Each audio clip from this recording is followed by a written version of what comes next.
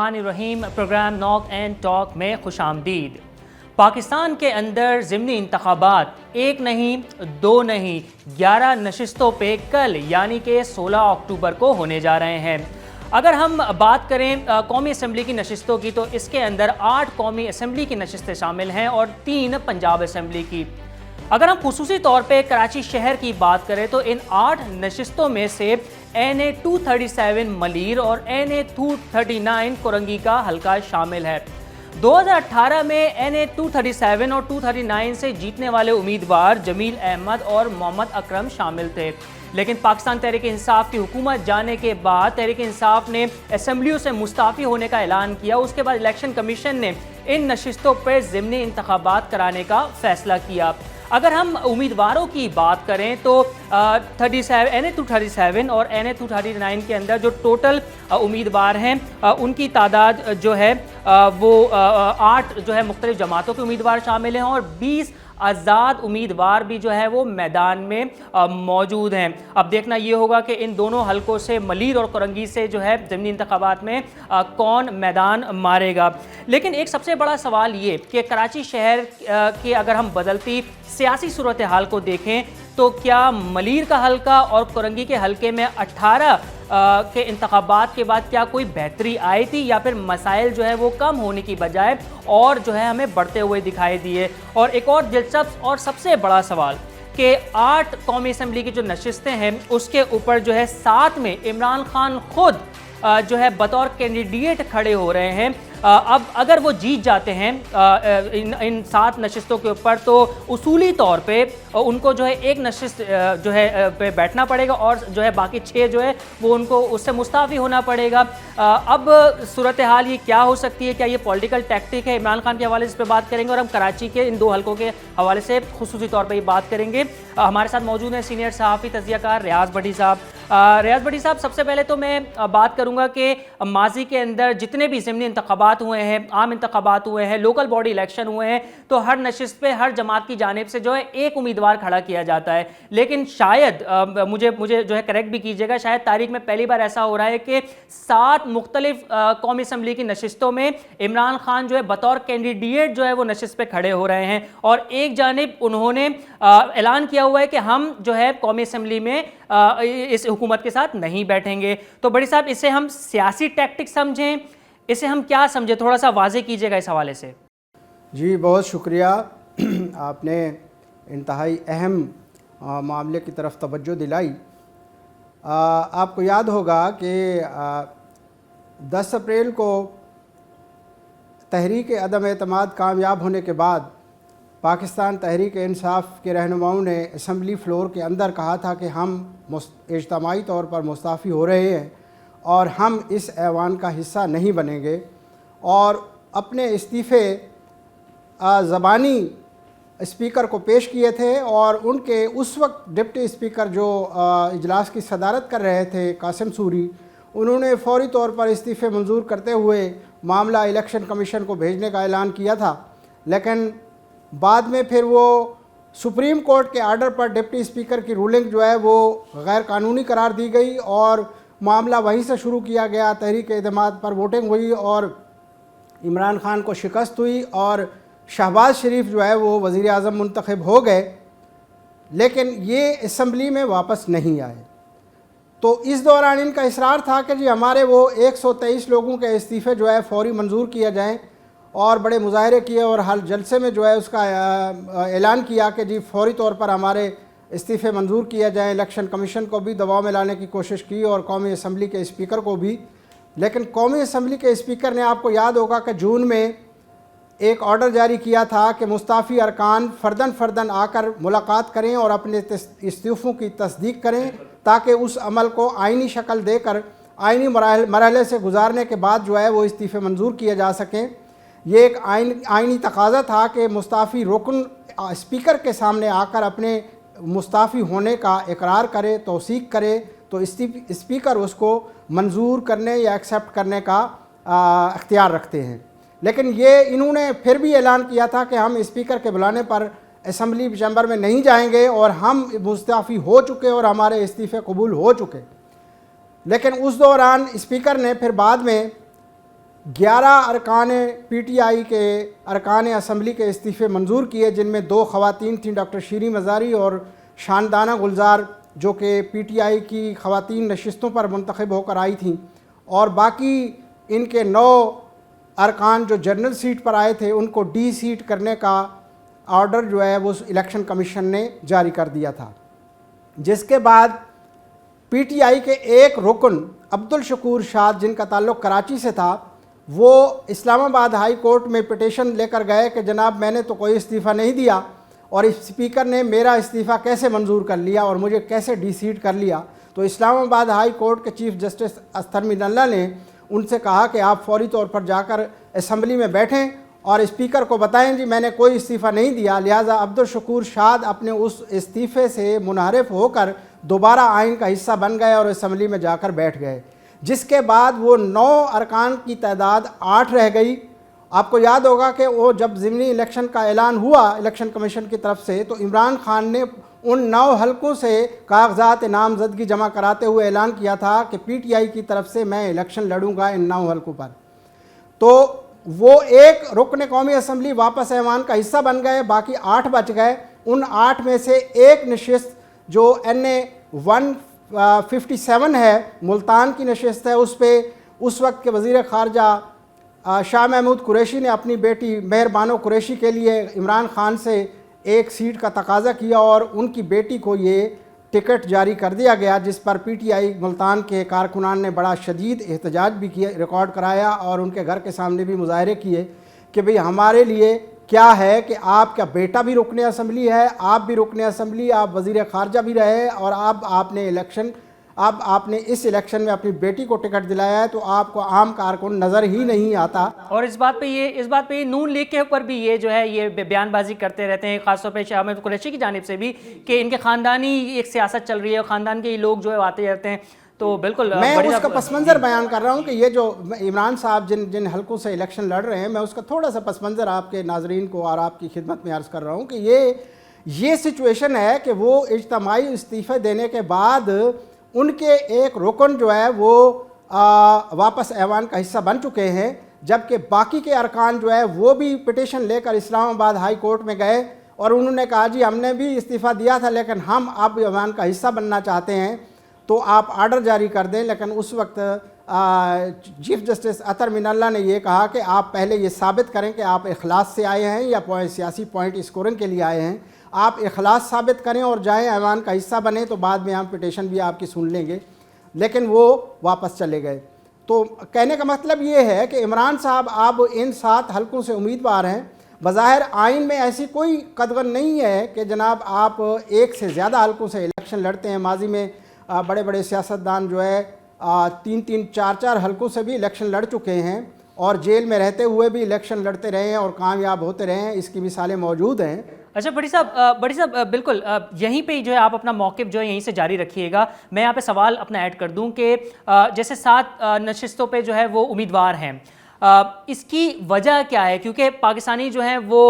کچھ ایسے ہیں جو عمران خان کی آواز پہ لبیک کہتے ہیں، عمران خان صاحب جو ہے جو بات کرتے ہیں وہ اس کو مان لیتے ہیں۔ اب عمران خان کو بھی جو ہے کیونکہ وہ ایک سابق وزیر اعظم رہ چکے ہیں، ان کو بھی اس بارے میں سوچنا چاہیے تھا کہ الیکشن کمیشن کے قوانین جو ہیں یہ ہیں، اگر میں 7 نشستوں سے جیت بھی جاتا ہوں تو مجھے جو ہے اصولوں کے مطابق مجھے ایک نشست لینی ہوگی، باقی سے مجھے مستعفی ہونا ہوگا۔ تو یہ تو ایک نقصان ہی ہو رہا ہے، کیونکہ پھر دوبارہ ضمنی کی طرف جایا جائے گا، کیونکہ نیا امیدوار لانے کے لیے تو الیکشن ہی جو ایک آپشن ہے۔ تو بڑی صاحب یہ کیوں، بڑا سوال یہ ہے کہ کیوں ایسا عمران خان کی جانب سے کیا جا رہا ہے؟ جی یہ میں آپ کو بتاتا ہوں۔ پہلے میں یہ کلیئر کر دوں کہ یہ جو حلقوں سے الیکشن لڑ رہے ہیں عمران صاحب، تو یہ اصل میں بات وہی ہے کہ ان کا کوئی سنجیدہ سیاسی وہ طرز عمل نہیں ہے، اور ان کا غیر سیاسی اور غیر سنجیدہ طرز عمل ہر شعبے میں اور ہر مرحلے میں، ہر پالیسی میں آپ کو نظر آتا ہے۔ اور یہ 9 حلقوں سے یا 8 حلقوں سے الیکشن لڑنے کا جو اعلان ہے، اور اس وقت 7 حلقوں سے وہ باقاعدہ امیدوار ہیں، یہ بھی اسی سلسلے کی ایک کڑی ہے غیر سنجیدگی کی، کہ دیکھیں اس وقت جو ہے عمران صاحب، میں آپ کو بتاؤں کہ اجتماعی زبانی استعفے دینے کے بعد، چونکہ ابھی صرف 11 لوگوں کے استعفے قبول ہوئے ہیں، ان میں سے ایک واپس جا چکے ہیں ایوان میں، باقی 10 لوگوں کے استعفے جو ہے وہ مؤثر ہوئے ہیں اور 8 پہ الیکشن ہو رہے ہیں۔ تو باقی کے جو ارکان ہیں 112 ارکان وہ اب بھی رکن قومی اسمبلی ہیں، اب بھی وہ مرات لے رہے ہیں، اب بھی پارلیمنٹ لاجز میں وہ رہ رہے ہیں اور سرکاری گاڑیاں اور سرکاری یوٹیلیٹیز جو ہے وہ یوز کر رہے ہیں۔ وہ سارے سرکاری فوائد جو رکن اسمبلی کو ہوتے ہیں وہ لے رہے ہیں۔ بظاہر وہ زبانی مستعفی ہو چکے ہیں لیکن آئینی طور پر وہ اب بھی رکن قومی اسمبلی ہیں۔ اسی طرح عمران خان صاحب جو میاں والی کی نشست سے رکن اسمبلی بنے تھے اور بعد میں پی ایم بنے تھے، لیکن پی ایم عدم اعتماد کی تحریک کامیاب ہونے پر وزارت عظمیٰ سے فارغ ہو گئے، لیکن رکن اسمبلی اب بھی ہیں وہ، یعنی اس وقت جب وہ الیکشن لڑ رہے ہیں تو وہ آئینی طور پر قومی اسمبلی کے رکن ہیں جن کا استعفیٰ ابھی قبول نہیں ہوا، لیکن وہ مزید 7 حلقوں سے الیکشن لڑ رہے ہیں۔ اور فرض کریں کہ اگر وہ ان 7 حلقوں سے 7 حلقوں سے وہ کامیاب ہو جاتے ہیں تو پھر بھی ان کو ایک ہی نشست رکھنی ہوگی، کیونکہ آئین کے مطابق ایک شخص آئین میں ایک ہی نشست رکھ سکتا ہے، اس سے زیادہ نہیں۔ اگر وہ جیت بھی چکا ہو تو اس سے دستبردار ہونا پڑتا ہے اس کو، اور یہ اگر جیت بھی گئے تو پھر بھی ان کو دستبردار ہونا پڑے گا، اور پھر قوم کو جو ہے پیسے لگا کر ضمنی الیکشن کرانا ہوگا، پھر نیا خرچہ ہوگا۔ اور آپ کو معلوم ہے اور اداروں کو اس چیز کا احساس ہے کہ ایک ضمنی الیکشن پر اربوں روپے خرچ ہوتے ہیں، اربوں روپے سیکیورٹی کے مد میں ہوتے ہیں، الیکشن کمیشن کی وہ اسٹیشنری پر خرچ ہوتا ہے، الیکشن کمیشن کا عملہ ڈیوٹی دیتا ہے، ان کو پیمنٹ کی جاتی ہے، اور دیگر مرات ہیں، دیگر مدات میں پیمنٹ کی جاتی ہے۔ اور یہ ضمنی الیکشن ایسے نہیں ہو جاتا، وہ اس پہ اوپر قوم کے خزانے سے اربوں روپے خرچ ہوتا ہے، اور اگر یہ جیت کر پھر دوبارہ یعنی ضمنی الیکشن میں جاتے ہیں یہ حلقے تو پھر دوبارہ اربوں روپے خرچ ہوں گے اور قوم کا پیسہ۔ یہ بہت اہم نقطہ ہے بھٹی صاحب کہ میاں والی سے خان صاحب جو ہیں ابھی بھی رکن قومی اسمبلی ہیں، دوسری جانب وہ 7 نشستوں کے جو ہے وہ امیدوار ہیں، اصولی طور پہ وہ قومی اسمبلی کے جو ہے وہاں پہ رکن ہیں اور یہاں پہ جو الیکشن لڑ رہے ہیں، اگر یہاں سے وہ جیتتے بھی ہیں تو ایک نشست ان کو رکھنی پڑے گی، لیکن ان کو میاں والی کی نشست بھی پھر جو ہے وہ اصولی طور پہ جو ہے چھوڑنی پڑے گی، اور اربوں روپے کا جو ہے وہ نقصان ہوتا ہے جب بھی جو ہے ضمنی انتخابات ہوتے ہیں۔ اگر یہ سلسلہ ایسی چلتا ہے وہ جیت بھی جاتے ہیں۔ صرف بات دیکھیں یہ کہ اربوں روپے جو قوم کے خزانے سے خرچ ہوں گے وہ تو ایک الگ ہے، وہ ایک قومی نقصان ہے، لیکن اس سے ہٹ کر جو بڑا نقصان ہے وہ ان کروڑوں لوگوں کی نمائندگی نہ ہونا ہے جن کے حلقوں سے یہ ووٹ لے کر ایوان جانے کا وعدہ کر کے آتے ہیں کہ ہم آپ کے مسائل حل کروائیں گے، آپ کی آواز بنیں گے، ایوان میں آپ کی نمائندگی کریں گے اور آپ کے ڈیولپمنٹ کام ہوں گے یا قانون سازی ہوگی۔ وہ آئینی حلقے وہ جو ہیں وہ غیر نمائندگی کا شکار ہو جاتے ہیں، آئین میں ایوان کے اندر ان کی آواز نہیں سنائی دیتی۔ اسی بات کی نشاندہی کرتے ہوئے سپریم کورٹ نے یہ کہا تھا کہ آپ کروڑوں لوگوں کے نمائندہ ہیں، 112 حلقے آپ کے جو ہے وہ غیر نمائندہ ہوئے ہیں ایوان کے اندر، ان کی کوئی آواز نہیں ہے ان لوگوں کی، انہوں نے تو آپ کو 5 سال کے لیے ووٹ کا مینڈیٹ دے کر بھیجا تھا اور آپ مستعفی ہو کر گھر بیٹھ گئے ہیں، تو ان لوگوں کا کیا بنے گا جو بے یار و مددگار ہیں جن کی کوئی آواز ہی نہیں ہے قومی اسمبلی کے اندر۔ یہ بہت اہم پوائنٹ ہے بھٹی صاحب جو آپ جو اس وقت ہائی لائٹ کر رہے ہیں۔ اچھا بھٹی صاحب اب ہم تھوڑا سا بات کر لیتے ہیں شہر کراچی کی۔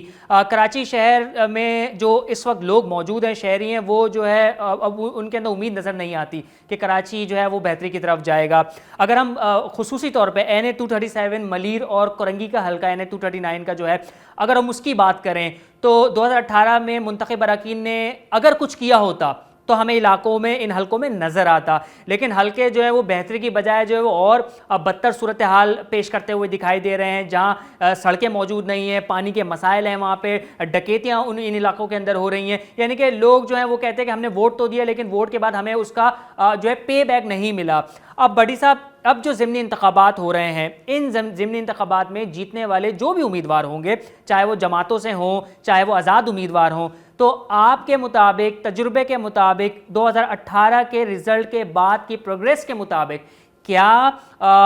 ان حلقوں کے اندر کچھ بہتری آ سکے گی یا صرف قومی اسمبلی کے اندر ہی وہ جیتے ہوئے امیدوار بس جا کے اپنی نشست پہ اپنی اپیرنس وہاں پہ دیں گے؟ دیکھیں بات یہ ہے کہ جہاں تک ڈیولپمنٹ کا تعلق ہے اور ترقیاتی کام ہے، اس شہر کے بہت مسائل ہیں، بہت بڑا شہر ہے اور اس کے مسائل بھی بڑے ہیں، اس میں کوئی شک نہیں ہے۔ صوبائی حکومت کوشش کرے اور وفاق بھی کرے تب بھی یہ مسائل حل ہونے کا نام نہیں لے رہے۔ اور جہاں تک یہاں کی منتخب قیادت کا تعلق ہے، آپ کو یاد ہوگا کہ 2018 میں پاکستان تحریک انصاف نے یہاں سے 16 نشستیں قومی اسمبلی کی جیتی تھیں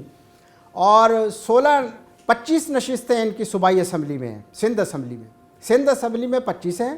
اور قومی اسمبلی میں یہاں کی 16 نشستیں ہیں۔ لیکن اس کے باوجود آپ دیکھیں کہ یہاں کوئی بڑا ڈیولپمنٹ کا کام نہیں ہوا، کوئی بڑا ترقیاتی کام آپ کو نظر نہیں آئے گا، سوائے اس کے کہ انہوں نے وہ نواز شریف کا پروجیکٹ گرین لائن کا افتتاح کر دیا۔ انہوں نے وہ کراچی سرکولر ریلوے کو فنکشنل کرنا تھا، وہ بھی نہیں ہوا۔ K4 منصوبہ مکمل ہونا تھا پانی کی سپلائی کا، وہ بھی نہیں ہوا۔ اور اسی طرح کے دیگر پروجیکٹس ہیں، وہ مطلب وفاق نے کوئی توجہ نہیں دی۔ کوئی بڑے عرصے بعد یہاں کے اراکین عوام اور یہاں کے صنعت کار اور تاجر جو ہے وہ مطالبہ کرتے تھے، تو بڑی مشکل سے عمران خان صاحب یہاں کراچی میں آتے تھے اور کراچی میں آنے کے بعد وہ مختصر اپنے کارکنان اور ارکان سے ملتے ہوئے چلے جاتے تھے۔ 1-2 مرتبہ انہوں نے بڑے پروجیکٹ میں میگا ڈیولپمنٹ فنڈ کا اعلان بھی کیا، لیکن نہ تو پیسہ آیا نہ کوئی ترقیاتی کام ہوا۔ اور اب بھی عالم وہی ہے، سنجیدگی کا آپ اندازہ اسی سے لگا لیں کہ یہ پچھلے جولائی میں جو ضمنی الیکشن ہوا تھا اور اس میں PTI نے جیتا تھا وہ الیکشن قومی اسمبلی کا، مولوی محمود کامیاب ہوئے تھے، انہوں نے ابھی تک قومی اسمبلی کا حلف نہیں اٹھایا۔ یعنی قومی اسمبلی کا حلف نہ اٹھانے کا مطلب یہ ہے کہ وہ ایوان میں یہاں کے حلقے کی عوام کی نمائندگی نہیں کر رہے۔ جب نمائندگی نہیں کر رہے تو یہاں کے عوام کی آواز وہاں کیسے پہنچے گی اور ان کے مسائل کیسے اجاگر ہوں گے، اور ان کے جو دیگر ڈیولپمنٹ کا کام ہے، ان کی نوکریوں کے مسائل ہیں، قانون سازی ہے، یہاں کے حلقے کے عوام کی نمائندگی جو ہے وہ نہیں ہو رہی اس فورم پہ۔ تو اب عمران صاحب بھی 7 حلقوں سے الیکشن لڑ رہے ہیں اور 2 حلقے جو ہیں وہ کراچی کے ہیں، NA 237 اور NA 239۔ تو یہ عمران صاحب بھی اگر جیت گئے اور ان کا خود کہنا ہے کہ جناب ہم اس اسمبلی میں نہیں جائیں گے، بھائی آپ اس اسمبلی میں نہیں جائیں گے تو پھر یہاں سے الیکشن کیوں لڑ رہے ہیں؟ ان لوگوں کا کیا قصور ہے جو یہاں سے آپ کو مینڈیٹ دیتے ہیں کہ آپ ہماری آواز بنے وہاں قومی اسمبلی کے اندر اور ہمارے مسائل اجاگر کریں اور ہمارے لیے قانون سازی کریں؟ تو آپ تو کہہ رہے ہیں کہ ہم تو اسمبلی میں نہیں بیٹھیں گے، تو پھر آپ ان عوام کے ساتھ، یہاں کے ووٹر کے ساتھ مذاق کرنا چاہتے ہیں۔ تو یہ ایک بڑا سوال ہے کہ ان کو اس کا جواب دینا ہے کہ جب وہ اسمبلی میں بیٹھنا نہیں چاہتے اور اس ایوان کا حصہ نہیں بننا چاہتے تو پھر وہ یہاں سے الیکشن کیوں لڑ رہے ہیں؟ اور اسی طرح ان ووٹر کو بھی سوچنا چاہیے، سنجیدہ ووٹر کو، باشعور شہریوں کو ووٹ دیتے ہوئے یہ سوچنا چاہیے کہ جو بندہ خود کہہ رہا ہے کہ میں ایوان میں نہیں بیٹھوں گا، اس اسمبلی میں نہیں جاؤں گا، تو اس کو ووٹ کیوں دیا جائے؟ ٹھیک ہے بڑی صاحب، یہ والا بحث تو زیر موضوع ہمارا جو ہے زیر بحث ہو چکا ہے، اب اس پہ ہم بات کر لیے۔ بڑی صاحب باقی جماعتوں کی بھی مختصر طور پہ ہمیں بتاتے چلیں کہ MKM پاکستان ہے، پاکستان پیپلز پارٹی ہے، جو JUI ہے، پاک سرزمین پارٹی ہے، ان پارٹیز کے ان 2 حلقوں میں ملیر اور کرنگی کے اندر کیا پوزیشن دیکھ رہے ہیں؟ کیا یہ مستحکم پوزیشن میں ہے یا صرف یہ جو ہے حصہ تو لے رہی ہیں لیکن جیتنے کے مواقع ان کے کم زیادہ نظر آ رہے ہیں؟ ذرا بتائیے گا۔ جی دیکھیں، یہاں یہ جو ملیر کا حلقہ ہے NA 237، یہاں کی ہسٹری آپ اٹھا کے دیکھ لیں 1970 سے لے کر اب تک، تو وہاں مختلف جماعتیں جیتتی رہی ہیں۔ 2 مرتبہ جماعت اسلامی کے سید منور حسن بھی یہاں سے کامیابی حاصل کر چکے ہیں، اور اسی طرح 85 کے بعد MQM کے امیدوار کامیاب ہوتے رہے ہیں۔ پھر جب ڈسٹرکٹ ملیر بنا تھا یہاں پر تو اس وقت پھر پیپلز پارٹی کے امیدوار بھی کامیاب ہوتے رہے ہیں، آزاد امیدوار بھی یہاں سے جیتتے رہے ہیں۔ تو اس کی ہسٹری تو اس طرح ہے کہ لوگ جس کو سمجھتے ہیں اس کو ووٹ دیتے ہیں۔ لیکن 2018 میں آپ نے دیکھا کہ 2018 کے بارے میں اب بھی وہ بات وہی ہے کہ الیکشن میں ریگنگ ہوئی تھی اور اس طرح کے ووٹ جو ہے وہ رزلٹ جو ہے وہ تیار کیے گئے تھے۔ MQM بھی کا بھی یہی شکوہ ہے کہ ہماری سیٹیں جو ہیں وہ غائب کی گئی تھیں، تو یہ ان میں سے ایک سیٹ یہ بھی ہے۔ لیکن اس مرتبہ جب ضمنی الیکشن ہو رہے ہیں تو اس وقت NA 237 پر پیپلز پارٹی کے ایک مضبوط امیدوار ہیں عبدالحکیم۔ عبدالحکیم کے بارے میں یہ کہا جا رہا ہے کہ وہ وننگ پوزیشن میں ہیں اور اس وقت ان کی کمپین بہت زبردست ہے اور ان کو لوگوں کی سپورٹ بھی ہے، کیونکہ ملیر کے اندر جو ان کی کمیونٹی ہے ان کے اچھے خاصے لوگ موجود ہیں، اور اس سے پہلے وہ ڈسٹرکٹ ناظم بھی رہے ہیں اور ان کا خاصا اثر رسوخ بھی ہے۔ تو یہ لوگوں کا ایک تجزیہ ہے اور ان کا کہنا یہ ہے کہ یہاں سے عبدالحکیم کامیاب ہوں گے۔ اور بھائی صاحب کرنگی کا بھی بتا دیجیے گا۔ جی، کرنگی میں جو ہے چونکہ عمران خان صاحب ہیں پی ٹی آئی کی طرف سے، اسی طرح ایم کیو ایم کی طرف سے اور پیپلز پارٹی کی طرف سے امیدوار ہیں، لیکن کوئی امیدوار اتنی بڑی پروفائل والا نہیں ہے ان کے مقابلے میں، اور وہ پیپلز پارٹی کے بے شک وہ لائل کارکن ہوں گے، لیکن عوام میں ان کی جو ایک بڑے پیمانے پر جو تعارف ہوتا ہے وہ اس طرح کا نہیں ہے حیدر علی۔ تو مے بی پیپلز پارٹی کا جو نظریاتی ووٹ ہے جیالہ تو ووٹ دے گا ان کو، لیکن جو بڑے پیمانے پر جو کمپٹیشن ہے اس میں پارٹی کو سوچنا چاہیے تھا کہ ایک ہائی پروفائل عمران خان کے مقابلے میں ایک کینڈیڈیٹ لایا جاتا، تو اس لیے یہاں پر مقابلہ جو ہے وہ ہے، کیا کہتے ہیں اس کو، کانٹے کا مقابلہ ہے، اور ہو سکتا ہے کہ وہاں سے یہ کامیابی کے امکانات۔ یعنی کہ ملیر سے آپ کی جو پریڈکشن ہے وہ پاکستان پیپلز پارٹی ہے، اور عمران خان کی وجہ سے کرنگی سے عمران خان ہی جو ہے وہ جیتتے ہوئے نظر آ رہا ہے۔ البتہ یہ ہو سکتا ہے کہ کرنگی کے، چونکہ پہلے یہ لانڈی کرنگی کا علاقہ کہلاتا تھا اور یہاں سے مہاجر قومی موومنٹ کے امیدوار بھی کامیاب ہو چکے ہیں، اور وہ قومی اسمبلی میں 2002 کے اسمبلی میں وہ رہے ہیں، اور یہ میں بھی اگر مہاجر قومی موومنٹ اور ایم کیو ایم کا ووٹ مل گیا، دونوں کا ووٹ اگر وہ ووٹ ڈالنے جاتا ہے تو پھر ایم کیو ایم کا امیدوار کی کامیابی کے چانسز بھی ہو سکتے ہیں۔ ٹھیک ہے بڑی صاحب، بہت شکریہ ہمیں وقت دینے کے لیے، ہمارے ساتھ گفتگو کرنے کے لیے۔ تو ناظرین، مارکا ضمنی انتخابات کا کل یعنی کہ 16 اکتوبر کو ہونے جا رہا ہے۔ ہمارے سینئر تجزیہ کار اور سینئر صحافی ریاض بھٹی نے جو ہے اپنی پریڈکشن NA-237 ملیر سے پاکستان پیپلز پارٹی کے جو ہے حصے میں ڈالی ہے، اور 239 کے اندر عمران خان کی جو پاپولیرٹی ہے اس کی وجہ سے جو عمران خان، اور ساتھ ہی انہوں نے یہ بھی کہا ہے کہ اگر ایم کیو ایم اور مہاجر قومی موومنٹ کا ووٹ بینک اگر ایک پیج پہ آ جاتا ہے اور صحیح معنوں میں اگر ان کے سپورٹرز اور ووٹرز نکلتے ہیں تو ایم کیو ایم اور مہاجر قومی موومنٹ کا بھی جو ہے وہ جو پوزیشن جو ہے وہ اسٹیبل نظر آ رہی ہے۔ تو ناظرین، اب دیکھتے ہیں کہ کل NA-237 اور 239 سے جو ہے کون جیتتا ہے، اس کے اوپر پھر ہم انشاءاللہ تعالی آنے والے وقت میں گفتگو کریں گے۔ اجازت دیجیے، اللہ نے کے بعد۔